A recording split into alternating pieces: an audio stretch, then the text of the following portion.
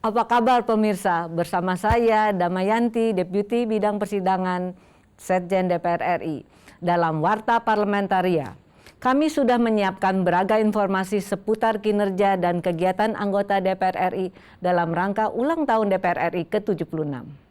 Inilah Warta Parlamentaria selengkapnya.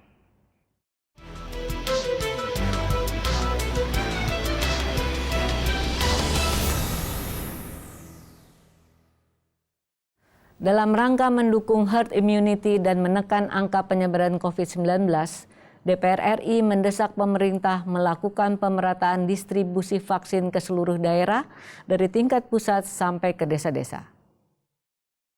Anggota Komisi 9 DPR RI Ashabul Kahfi menyoroti belum meratanya distribusi vaksin ke daerah terpencil dan tertinggal. Menurutnya, bahan baku vaksin masih harus segera ditambah karena kebutuhan vaksin di daerah sangat tinggi. Ashabul Kahfi meminta pemerintah meningkatkan edukasi tentang manfaat vaksin agar narasi hoaks yang beredar di masyarakat dapat diredam.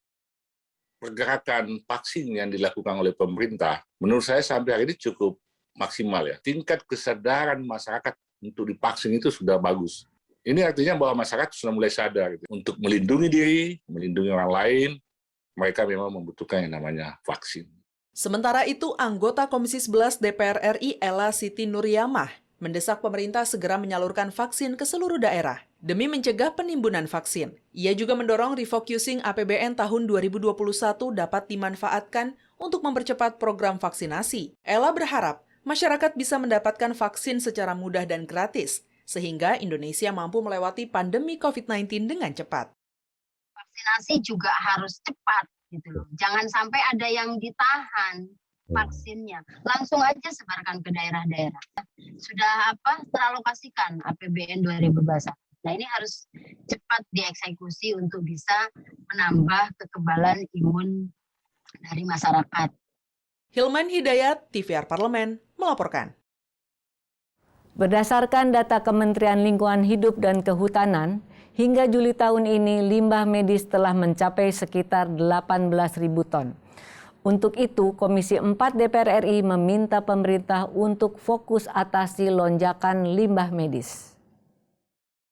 Untuk itu, anggota Komisi 4 Hermanto meminta pemerintah tidak hanya fokus menangani pandemi, tetapi pemerintah melalui KLHK juga harus berupaya menanggulangi limbah medis dari penanganan pandemi yang dapat berdampak buruk bagi lingkungan kesehatan masyarakat. Nah, tentunya konsekuensi dari meningkatnya kebutuhan alat medis, kemudian juga kebutuhan alat kesehatan untuk bisa mengatasi COVID-19 ini ada dampak terhadap limbahnya. Nah, semakin besar kebutuhan untuk obat dan alat medis ya kan, dan bahan medis, itu mengakibatkan semakin bertambahnya sampah atau limbah medis. Lebih lanjut, Hermanto meminta pemerintah melalui KLHK memberikan kantong sampah khusus medis, serta sosialisasi dalam memilah limbah tersebut kepada masyarakat. Kementerian Lingkungan Hidup ya supaya bisa menangani limbah ini dengan menciptakan lingkungan bersih, dengan memberikan bantuan-bantuan kepada masyarakat.